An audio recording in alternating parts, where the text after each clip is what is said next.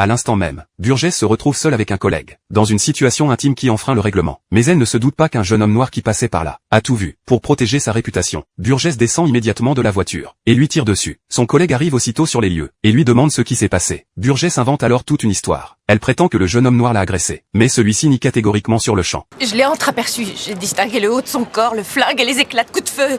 Le flingue était argenté.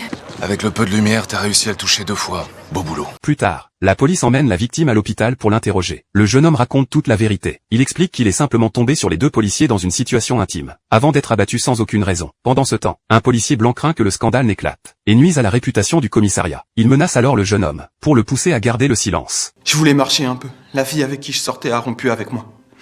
J'avais juste envie d'être seul. En fait, la femme flic, elle a pas tiré sur le bon gars. Lorsque la communauté noire apprend qu'un des leurs a été abattu sans raison par une policière blanche, des centaines de personnes se rassemblent devant le commissariat. Encore, on a tiré sur un noir à Chicago.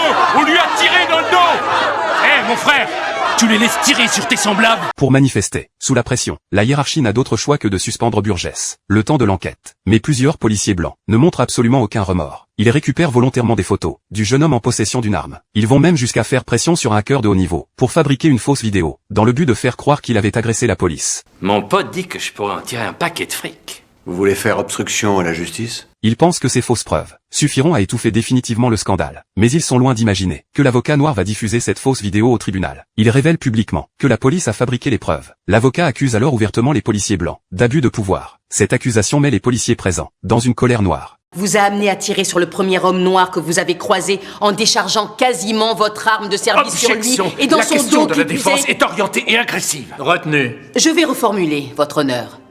Mademoiselle Burgess, comment était habillé l'homme qui a tiré sur votre amant la première fois que vous l'avez vu? Objection, les termes employés sont déplacés. Retenu. Toutes mes excuses. Comment était habillé l'homme qui a tiré sur votre équipier?